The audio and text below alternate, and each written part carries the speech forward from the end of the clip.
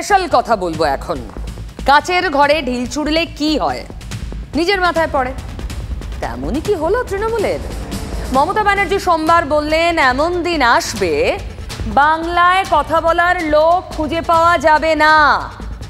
সুজিত বসু, অরূপ রায়দের কার্যত ফায়ারিং স্কোয়াডের সামনে দাঁড় করিয়ে দিলেন টাকা নিয়ে বাইরের লোক বসানোর অভিযোগে। বাইরের লোক মানে বহিরাগত। দেখুন, 21-এর ভোটে বহিরাগত অস্ত্র খুব কাজে দিয়েছে তৃণমূলের। 24-এও সেই তাস খেলেছে তৃণমূল।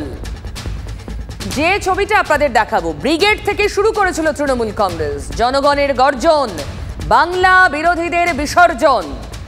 ভোটের সময় এই ছিল বিরোধী বিজেপির জন্য তৃণমূলের অস্ত্র, কিন্তু ভোটের পর সেই অস্ত্রই ব্যবহার করছেন নিজের দলের নেতাদের জন্য। টাকা নিয়ে বাইরের লোক বসাচ্ছেন তৃণমূলেরই লোকজন। আর বিরোধীরা শুধু নাম করছেন। কীর্তি আজাদ, ইউসুফ পাঠান, শত্রুঘ্ন সিনহা, কি আরো আছে। ছটে 2 দিন ছুটি গর্ব করে কে বলেন? মমতা ব্যানার্জি।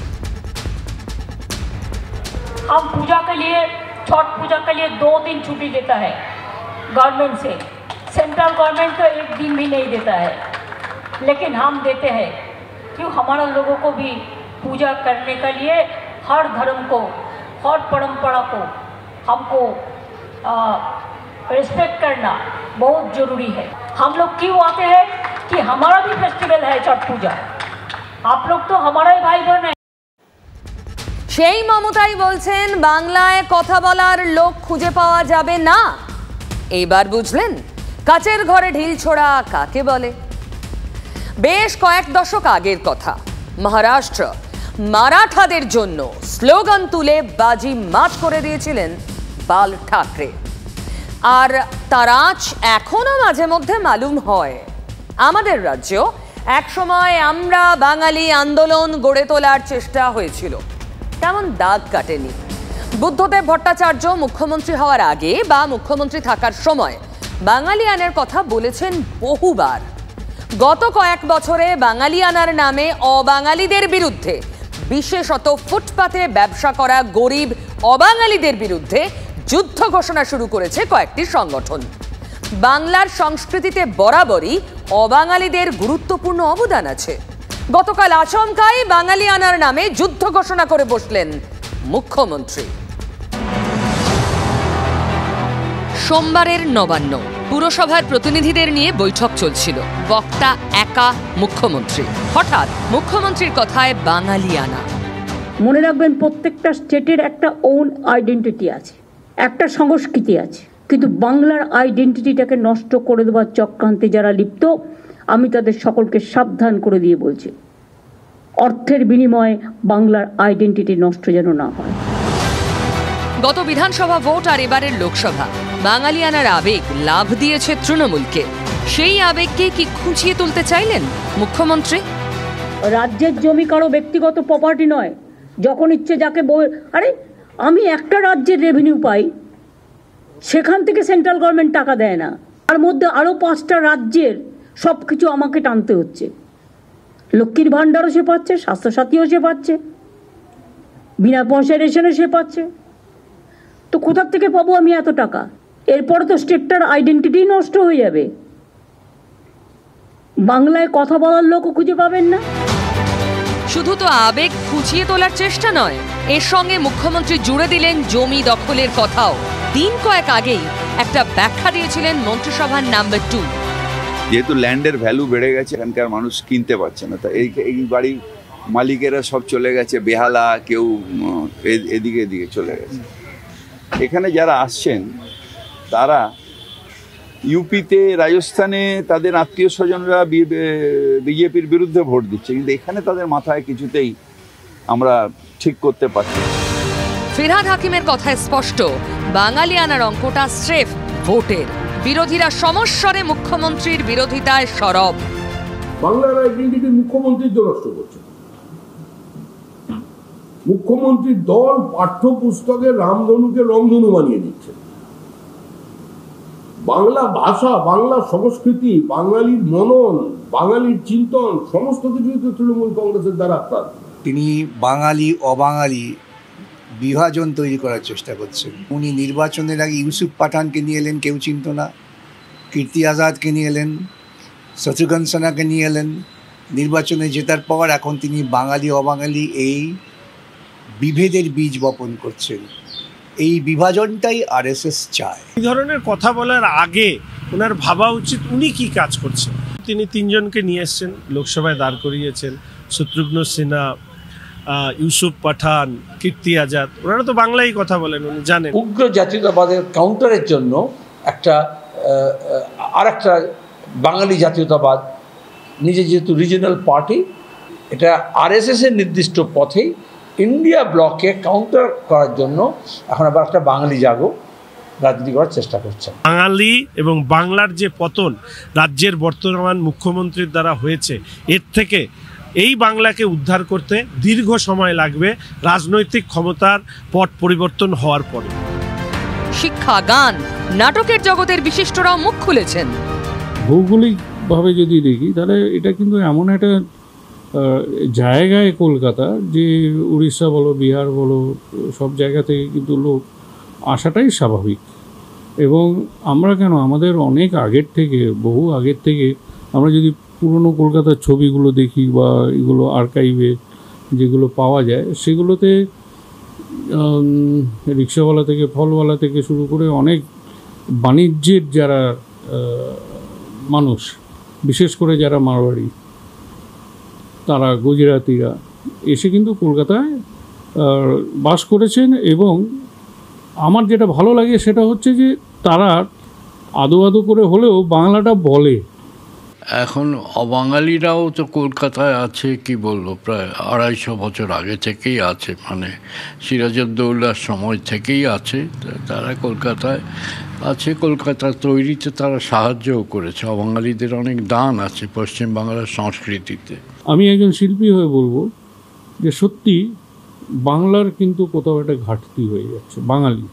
বাংলা পড়ার পরিধি ছোট হয়ে আসছে, বাংলা বলার পরিধি ছোট হয়ে আসছে, এই আশঙ্কাটা একেবারেই ঠিক। এবং সেখানে আমি যেহেতু Bangla theatre, Bangla cinema, Bangla OTT, বাংলায় কাজ করি, সেখানে চিন্তাটা কিন্তু আমাদেরও আর কি, যে বাংলা দেখবে, বাংলা সিনেমা দেখবে, বাংলার কাজ দেখবে, এরকম লোকও তো কমে যাচ্ছে।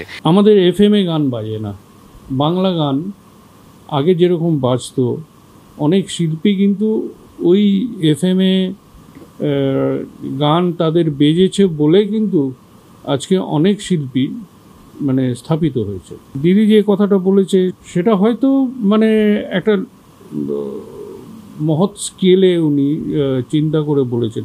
মন্ত্রী থেকে কাউন্সিলর থেকে সবাই ফুটপাতে বসে টাকা নিয়ে জমিতে বসায়। সবাই যাদের ফুটপাতে বসানো হচ্ছে সবাই অবাঙালি। এখন এটা হতেই পারে, সেই জন্যে বাঙালির আত্মপরিচয়ের একটা মানে সংকট দেখা দিয়েছে কিনা আমি ঠিক বুঝতে পারলাম না যে এই দুটো একসঙ্গে জড়িত কি না। দলীয় স্তরে মুখ্যমন্ত্রী তার দলের নেতাদেরকে বলেছেন বা তাদের কথা বলেছেন, সেটা তো দলের ব্যাপার, সেটা আমি বলতে পারি না। কিন্তু ডেফিনেটলি কলকাতা যেহেতু একটা হাব, একটা কালচারাল হাব, একটা কাজের হাব, সেহেতু এখানে ভিন্ন প্রদেশের অনেক মানুষই আসেন। কিন্তু তার মানে হয়তো এটা নয় যে এখানে বাংলা যারা বলেন, যারা বাঙালি, যাদের বাংলা ভাষা ভালোবাসে, তাদেরকে সুইচ করতে হবে।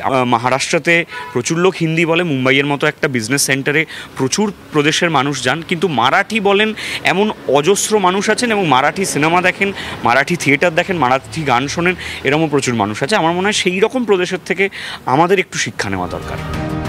তৃণমূল নেতাদের কথায় কিন্তু ইঙ্গিত অবাঙালি মানেই বিজেপি, এরকম একটা সমীকরণ ধরে এগোতে চাইছেন তারা। এর থেকে সংশোধন আর বাংলার গরিমা নষ্ট হওয়া দুটোর মধ্যে অনেক তফাৎ আছে। ভারতবর্ষের প্রধানমন্ত্রী নরেন্দ্র মোদী থাকেন গুজরাটে, তিনি তো নির্বাচনে লড়েন বারাণসী থেকে, তাহলে তিনি নিজের গুজরাট থেকে লড়েন না কেন, সেটা অন্য জিনিস। কিন্তু বাইরে থেকে বহিরাগত হয়ে এসে যারা বাংলার কৃষ্টি সংস্কৃতি জানে না, যারা বিদ্যাসাগরের মূর্তি ভেঙে যায়, যারা রবীন্দ্রনাথের জন্মস্থান জানে না, যারা স্বামী বিবেকানন্দের নাম উচ্চারণ করতে পারে না, যারা বিরসা মুন্ডার মূর্তি চিনতে পারে না, তারা তো কখনো বাঙালির সংস্কৃতির ধারক বাহক হতে পারে না। সেই বাংলা বিরোধী রাজনৈতিক দলকেই বাংলার মানুষ প্রত্যাখ্যান করেছে। বাংলা আর অবাঙালি, বাঙালি অবাঙালির বিভেদ। আচ্ছা, বিভেদ তো জোটেও নাকি? গতকাল চমকে দিয়েছেন মুখ্যমন্ত্রী, আজ চমকের পর চমক দিল্লিতে। ওই যে বললাম জোটে বিভেদ। দিল্লি হাইকোর্ট দিল্লির মুখ্যমন্ত্রী অরবিন্দ কেজরিওয়ালের জামিনের নির্দেশ স্থগিত করে দিয়েছে। কিন্তু তার চেয়েও বড় চমক লোকসভায়। আগামীকাল লোকসভার স্পিকার নির্বাচন, ঠিক শুনছেন, মনোনয়ন নয়। আগে বরাবর সর্বসম্মতিতে লোকসভার স্পিকার মনোনীত হয়েছেন, কিন্তু এবার লড়াই হচ্ছে। দীর্ঘ আলোচনার পর এনডিএ শরিকরা বিজেপির ওম বিড়লাকেই ফের স্পিকার করতে একমত হয়েছেন। নিজেদের দাবি থেকে সরে গেছে তেলুগু দেশমও। কিন্তু আজ স্পিকার পদের লড়াইয়ে মনোনয়নপত্র জমা দিয়েছেন কংগ্রেসের 8 বারের সাংসদ কে সুরেশ। রীতি অনুযায়ী স্পিকার পদ পায় শাসক দলই, আর ডেপুটি স্পিকার হন বিরোধী দলের কেউ। মোদী জমানায় সেই রীতি অবশ্য মানা হয়নি। প্রথম মোদী সরকারের আমলে ডেপুটি স্পিকার ছিলেন শরিক এআইএডিএমকের। দ্বিতীয় মোদী সরকারের জমানায় কোনো ডেপুটি স্পিকার ছাড়াই টানা 5 বছর চলেছে লোকসভা। কংগ্রেস বলছে সরকারকে রীতি মানতে বলা হয়েছিল। राजनाथ सिंह जी का खारगे जी को फोन आया। राजनाथ सिंह जी ने खारगे जी से कहा, देखिए आप हमारे स्पीकर को सपोर्ट कीजिए। ऑपोजिशन, पूरी ऑपोजिशन ने कहा है, हमने सब के सब से बात की है, पूरी ऑपोजिशन ने कहा है कि हम स्पीकर को सपोर्ट करेंगे, मगर कन्वेंशन ये है कि डेप्यूटी स्पीकर ऑपोजिशन को मिलना चाहिए। राजनाथ सिंह जी ने कल शाम कहा था कि वो खारगे जी को कॉल रिटर्न करेंगे। अभी तक राजनाथ सिंह जी ने खारगे जी का कॉल रिटर्न नहीं किया है। রাহুলের দাবি, কংগ্রেস সভাপতি মল্লিকার্জুন খাড়গের সব বিরোধীদের কথাই জানিয়েছিলেন রাজনাথ সিংকে। আলোচনা করে ফোন করবেন বলে রাজনাথ আর ফোনই করেননি, তাই পাল্টা প্রার্থী দিয়েছে কংগ্রেস। প্রথমে অবশ্য বেঁকে বসেছিল তৃণমূল। অভিষেক ব্যানার্জি জানান, কাंग्रेस एकतरफा सिद्धांत निয়েছে।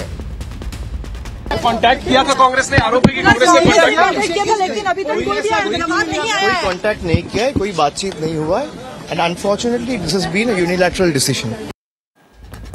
পরে অবশ্য মত বদলে কংগ্রেসের স্পিকার প্রার্থীকে সমর্থনের সিদ্ধান্ত নিয়েছে তৃণমূল। পরবর্তী পদক্ষেপ ঠিক করতে রাতেই বৈঠকে বিরোধী জোট ইন্ডিয়ার দলগুলো। তাতে যোগ দিয়েছে তৃণমূল, কংগ্রেসও বসেছে। এই বৈঠক এখন শুরু হয়ে গিয়েছে। সব ঠিক থাকলে এই প্রথম লোকসভার স্পিকার নির্বাচিত হবেন ভোটাভুটিতে। সব ঠিক থাকলে এই প্রথম লোকসভার স্পিকার নির্বাচিত হবেন ভোটাভুটিতে, মনোনীত নয়।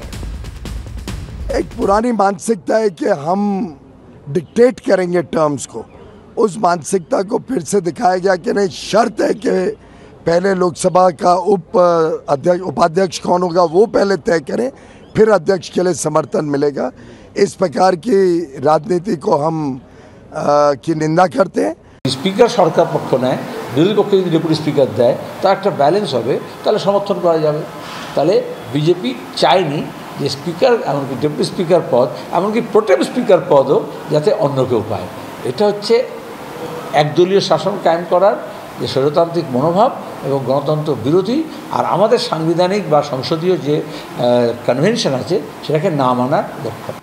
বিরোধীদের সাথে কোনো আলোচনা করে না মোদী সরকার। বিরোধীদের কোনো গুরুত্ব আছে বলে তিনি মনে করেন না। তাদের জেনেটিক কনফিগারেশনে রয়েছে তুগলকি শাসন ব্যবস্থা চালানো। তাহলে নজিরবিহীন যুদ্ধ এবার দেখা যাবে। যুদ্ধে কে যেতে দেখা যাক। যুদ্ধ তো এখানেও। ওই যে শপথ নিয়ে সায়ন্তিকা বন্দ্যোপাধ্যায়ের চিঠি পেয়ে অবস্থান স্পষ্ট করল রাজভবন। রাজভবনে এসে শপথ নিতে হবে উপনির্বাচনে জয়ী 2 তৃণমূল প্রার্থী সায়ন্তিকা এবং রেয়াতকে। রাজভবনের চিঠিতেই স্পষ্ট করে বলা। গতকালই সায়ন্তিকা জানিয়েছিলেন তিনি একা রাজভবনে গিয়ে শপথ নেবেন না। বিধানসভায় কিছু না জানিয়ে তাকে রাজভবন থেকে ব্যক্তিগতভাবে চিঠি পাঠানো হয়েছে। আজও বললেন সায়ন্তিকা, মানে অনারেবল গভর্নর উনি আমাদের কনস্টিটিউশনাল হেড, তো সেখানে আমরা এক্সপেক্ট করব যে আমরা ওনার থেকে শিখব। তো আমরা এটা কি করে বুঝবো যে ওনার অনারেবল অফিস থেকে যে লেটারটা আমাদের কাছে আসবে সেটার কোনো ইন্টিমেশন বিধানসভায় দেওয়া হবে না?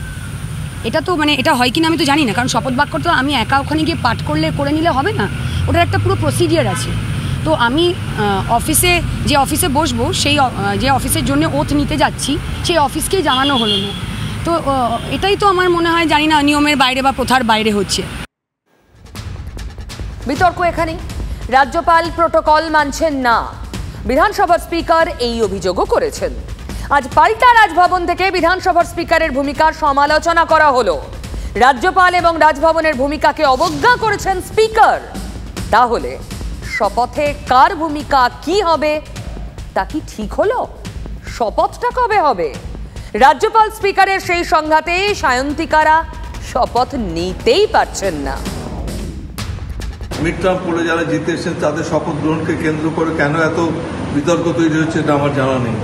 এবং বি.আর. আম্বেদকরের তার একটা পরিষ্কার একটা স্পিচ আছে, সেখানে বি.আর. আম্বেদকর এই প্রসঙ্গেও বলেছেন যে মিড টার্ম পড়ে যদি কেউ জয়লাভ করে আসে তাহলে স্পিকার তাকে শপথ বাক্য পাঠ করাবেন। যিনি আমাদের বিশেষ করে কনস্টিটিউশনের স্রষ্টা, তার বক্তব্য স্পিচ, সেই স্পিচের কপিটাও আমরা বার করে রেখেছি, দরকার রাজ্যপালকে সেটা আমরা দেখাবো। স্পিকারের কাছে শপথ নেওয়ার আগ্রহ প্রকাশ করে রাজ্যপালের জেদ কি আরো বাড়িয়ে দিয়েছেন বরানগর কেন্দ্রে জিতে আসা সায়ন্তিকা? রাজভবনে এসেই শপথ নিতে হবে। সিদ্ধান্ত তো আমরা নেওয়ার জায়গাতে নেই, আমরা অপেক্ষা করছি অনারেবল গভর্নরের সিদ্ধান্তের জন্যে। আমরা আবেদন করেছি আবারও ওনাকে যে যাতে উনি আমাদের শপথ বাক্যটা পাঠ করান, এবং যেহেতু আজকে ওনার চিঠি যেটা আমরা পেয়েছি ওখানে উল্লেখ করা নেই যে কে শপথ বাক্যটা পাঠ করাবেন। আমরা তো একটা সিম্পল জিনিস জানতে চাইছি, কিন্তু সেটার উত্তর আমরা পাচ্ছি না। মানুষের ভোটে জিতে এসেছি, পাশাপাশি বরানগর থেকে সায়ন্তিকাও এসেছে। তো আইনের জটিলতা, কুটকাচালি, ধারা উপধারা এইসব আমি বুঝি না। তো আমরা চাইছি যে প্রথাটা আমাদের বেঁচে থাকুক। আমরা ভারতীয়, আমাদের ট্র্যাডিশন নিয়ে আমরা থাকি, আমরা বাঙালি, আমাদের বাঙালিয়ানা ট্র্যাডিশন নিয়ে থাকি, সেই ট্র্যাডিশন নিয়ে আমরা বাঁচবো, সেই ট্র্যাডিশন নিয়ে আমরা থাকবো। এইটুকু আপিল আমরা গভর্নরের কাছে করেছি, এইটুকু আবেদন আমরা করতেই পারি। তৃণমূল ট্র্যাডিশনের কথা বলছে, আর রাজ্যপাল? সংবিধানে বলা আছে বিধায়কদের শপথ নেওয়ার ব্যাপারে শেষ কথা বলবেন রাজ্যপাল। তা না মানলে শাস্তি পেতে হয়, জরিমানা দিতে হয়। এই ক্ষমতা প্রয়োগ করেই 2021-এর 7 অক্টোবরে মুখ্যমন্ত্রী মমতা বন্দ্যোপাধ্যায়কে শপথ পাঠ করিয়েছিলেন তৎকালীন রাজ্যপাল জগদীপ ধনখড়। কি বলছেন কুণাল ঘোষ? চক্রান্তমূলক পদক্ষেপ করছেন, সৌজন্যের সীমা লঙ্ঘন করছেন মাননীয় রাজ্যপাল। যে দুটি কেন্দ্রে উপনির্বাচন হয়েছে সেখানকার মানুষ তাদের প্রতিনিধিকে বিধানসভায় পাঠাবার জন্য ভোট দিয়েছেন, রাজভবনের পাকামি দেখার জন্য তারা কিন্তু রায় দেননি। হাতে কোনো নিয়ম আছে বলে তার অপব্যাখ্যা করে জটিলতা তৈরি করবেন। রাজ্যপাল দয়া করে এইসব কাজ থেকে বিরত থাকুন। আচ্ছা, সবকিছু কি রীতি মেনে হয় বলুন? রাজনীতিতে বিশেষ করে এই যেমন দিলীপ ঘোষবাবু কবে রাজনীতির নিয়মকানুন মানেন? তিনি মানেই তো বিতর্ক, হেডলাইন, তাই না? এখন তো লোকসভা ভোটে হেরে তার সেই পদও আর নেই, মানে যা যা ছিল এর আগে। সহজ সরল হিসেবে হলেও তিনি এখন স্রেফ একজন বিজেপি নেতা, বঙ্গ বিজেপি নেতা। কিন্তু প্রশ্ন, চোখের সামনে সাদামাটা যে ছবিটা দেখছি সেটা সত্যি তো, নাকি পর্দার পেছনে অন্য কোনো খেলা, অন্য কোনো টার্গেট? কারণ দিলীপ বাবুর মুখে কুলুপ, কিন্তু তিনি ছুটে বেড়াচ্ছেন এখান থেকে ওখান, কাজ করছেন। কি দিলীপের টার্গেট কি? সেটা তো দিলীপ দাই বলতে পারবেন। দিলীপ ঘোষকে চুপ করিয়ে দেওয়ার ক্ষমতা তো সুকান্ত মজুমদারের নেই, অ্যাটলিস্ট আমি অন্তত মানি। মানে রাজ্য সভাপতিও ক্লুলেস। দিলীপ ঘোষ তো জেলায় জেলায় ঘুরছেন, টার্গেট সেট করছেন, টার্গেট বেঁধে দিচ্ছেন। আচ্ছা, রাজ্য সভাপতি সুকান্ত মজুমদার জানেন না দিলীপ ঘোষ চুপ কেন, অথচ দিলীপ ঘোষ অনেকটা সভাপতির মতো কাজ করছেন না? টার্গেট দিচ্ছেন, ঘুরে বেড়াচ্ছেন কেন বলুন তো?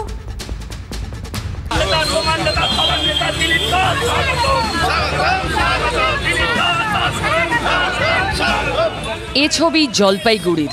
দিলীপ ঘোষ পৌঁছতেই সাজো সাজো রব। তিনি গেলেন ভিতরে রুদ্ধদ্বার বৈঠক, আর বাইরে না, মুখ খোলেননি। বিজেপির জলপাইগুড়ি জেলা সভাপতিও রহস্য জিয়ে রাখলেন। আগামীতে কোনো টার্গেট দিয়ে গেলেন? সব ব্যাপারে মিডিয়ার সামনে বলা যাবে না। রহস্যের জাল শুধু জলপাইগুড়ি নয়, জেলায় জেলায় ছড়াচ্ছে। দিল্লি থেকে ফেরা স্তক লাগাতার কর্মসূচিতে ব্যস্ত দিলীপ ঘোষ। বর্ধমান, মেদিনীপুর, খড়গপুর, ব্যারাকপুর, বারাসত, মুর্শিদাবাদ, মালদা একের পর এক জেলায় ছুটছেন। মানুষের সঙ্গে যা প্রতিনিয়ত যোগাযোগ সংগঠন করা যার কাজ, সে তো এই মুহূর্তে বাড়িতে বসে ওটিটি প্ল্যাটফর্মে কোনো থ্রিলার দেখবে না, সে মানুষের সঙ্গেই থাকবে। প্রশ্ন হলো, ছুটছেন কার নির্দেশে? কোনো বিশেষ দায়িত্ব পেয়েছেন? এত নীরবতাই বা কেন? স্বভাব বিরুদ্ধ নীরবতা? দলে কি আপাতত সংবাদ মাধ্যম এড়িয়ে কর্মী সংযোগে মন দিতে পরামর্শ দিয়েছে দিলীপ ঘোষকে? দিল্লি থেকে ফিরে আসার পর থেকেই দিলীপ ঘোষ সংবাদ মাধ্যমের সামনে কুলুপ এঁটেছেন। দিল্লিতে যাওয়ার পর কেন্দ্রীয় নেতারা তাকে পরামর্শ দেন, বিজেপির ফল এ রাজ্যে আশানুরূপ হয়নি। এহেন আবহে রোজ রোজ বিতর্ক বাড়িয়ে কি লাভ? বিতর্ক তার বরাবরের সঙ্গী। ভোটের সময় এমন একটা দিনও কি গেছে যখন তার কথায় বিতর্ক তৈরি হয়নি? আর ভোটে হারের পর বঙ্গ রাজনীতিতে কাঠির আমদানি তো দিলীপের বচন ধরেই শুরু হলো, তাই না? আমি পুরো পরিশ্রম করেছি, কিন্তু সফলতা আসেনি। রাজনীতিতে যা হয় সবাই কাঠি নিয়ে ঘুরতে থাকে। এমনকি বর্ধমান, দুর্গাপুরে হারের দায়ও তার নয়, জানিয়ে দিলেন স্পষ্ট। পরিস্থিতি খারাপ হলে অনেক কিছুই হয়, বললাম না, ব্যাঙে লাথি মারে, হাতিকে লাথি মারে। এখন ব্যাঙে লাথি মারছে। ডিসিশন নিয়েছেন তাদেরকে দিলীপ ঘোষের দায় নয়। কিভাবে কাঠি করলো, কেই বা লাথি মারছে, খোলসা করেননি ঘোষবাবু। তার মানে দিলীপ বাবু নেতৃত্বের কাছে বাকি দুজনের নামে ভরপুর দিয়ে এসছে। মোদ্দা কথা হলো, দিলীপ ঘোষ এখন ফের ময়দানে। উত্তর থেকে দক্ষিণ ছুটে বেড়াচ্ছেন। আড্ডা, গল্প, চর্চা সব চলছে। তবে পর্দার ওপারে, এপারে স্পিকটি নট। রেজাল্ট যদি উনি দেখতে পান হবে, নইলে আবার মর্নিং ওয়াকে বাক্যবান শুরু হবে। দিলীপ ঘোষ কি সভাপতির পদ পুনরুদ্ধারে নেমেছেন? সূত্র বলছে তিনি নাকি টার্গেট সেট করে দিচ্ছেন।